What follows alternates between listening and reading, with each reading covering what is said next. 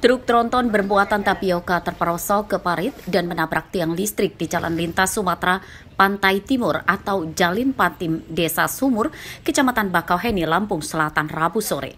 Truk terguling dan muatannya tumpah. Pengemudi truk bernama Andri Supriyatna, warga Lampung Timur, terjepit dalam kabin kemudi. Evakuasi korban oleh petugas Basarnas berlangsung selama hampir 1 jam. Korban dievakuasi dengan selamat, namun sempat pingsan yang kemudian dibawa ke Puskesmas Bakauheni. Menurut petugas, kecelakaan bermula saat truk sedang melaju menuju Pelabuhan Bakauheni. Truk kehilangan kendali akibat remnya mendadak rusak saat melewati jalan menurun. Melaporkan operasi SAR evakuasi korban terjepit atas nama Bapak Andri Supriyatna, warga Desa Bumi Agung, Lampung Timur, untuk mobil yang terjatuh di jurang di Jalan Lintas Timur, Desa Sumur, Bakauheni, telah berhasil kami evakuasi pada pukul 17.15 untuk kejadian pada pukul 16.00. Untuk korban sendiri sudah kami bawa ke Puskesmas Bakauheni untuk mendapatkan perawatan lebih lanjut. Kecelakaan tidak merenggut korban jiwa. Listrik di sekitar lokasi kecelakaan padam akibat kabelnya menjuntai rendah. Evakuasi truk menunggu muatannya dipindahkan ke kendaraan lain. Ari Susanto melaporkan dari Lampung Selatan. Satunya?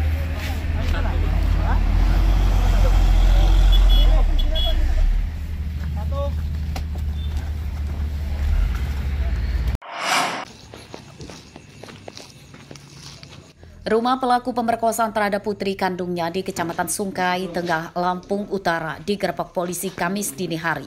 Tersangka berinisial SL berumur 43 tahun ditangkap saat sedang tidur di kamarnya.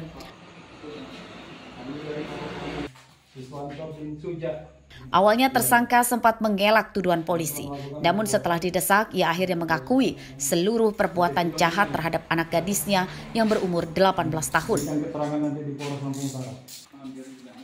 Menurut polisi, pemerkosaan terjadi saat korban sedang tidur di kamarnya.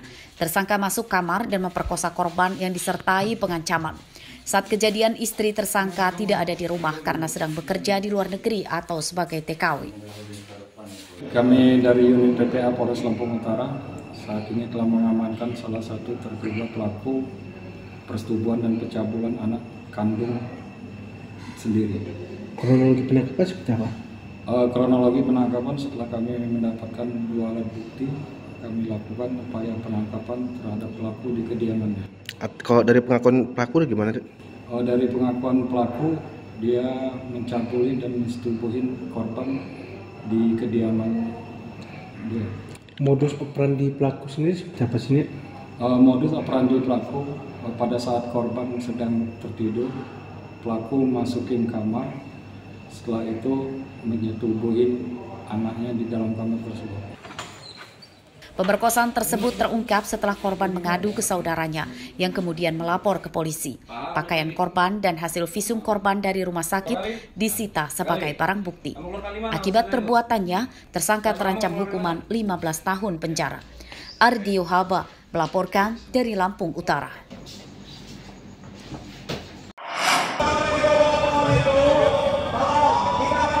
Ribuan pegawai honorer berstatus R2 dan R3 di Tanggamus Kamis siang berunjuk rasa mempertanyakan kepastian status mereka. Sambil membawa spanduk bertuliskan aspirasi mereka di lapangan Pemda, masa menuntut status pegawai pemerintah dengan perjanjian kerja atau P3K paruh waktu diubah menjadi penuh waktu.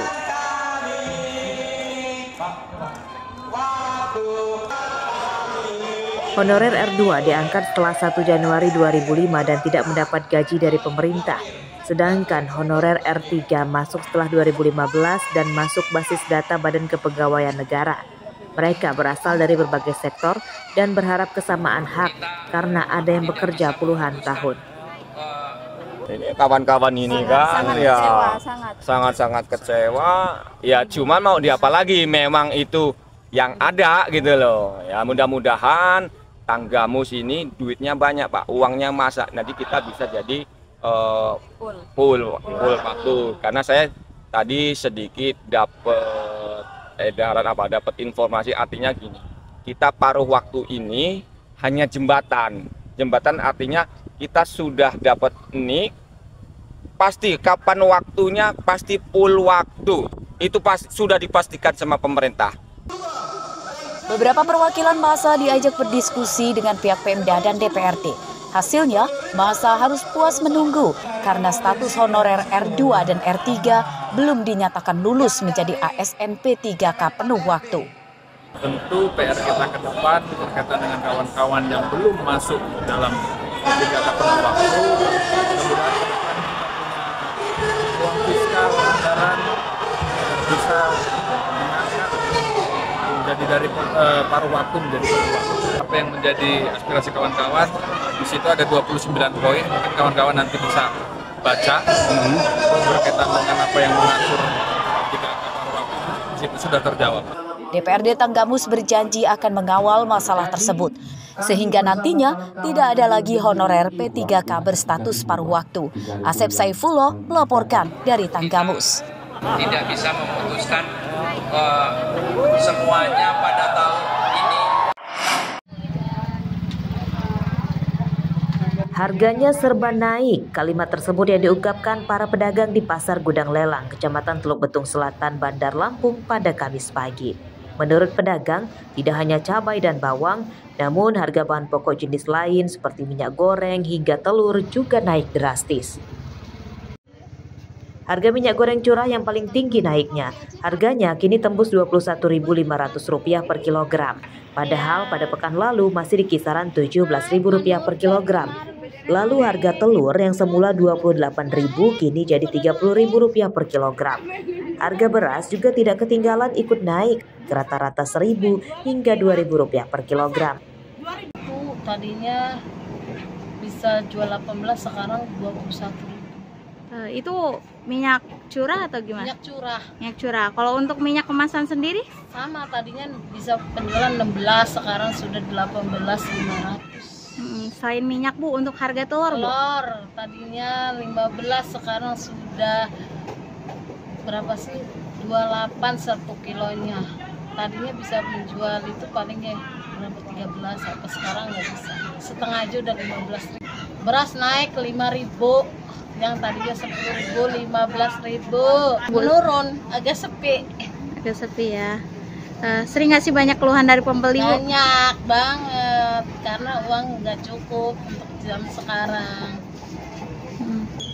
Kerasa banget. Aduh, udah penghasilannya sedikit, pendapatannya sedikit, pengeluarannya banyak. Jadi dengan adanya kenaikan ini kita mengurangi porsi pembelian juga tidak Bu? Ya, mau menguranginya. Biasa beli sekilo jadi setengah ya?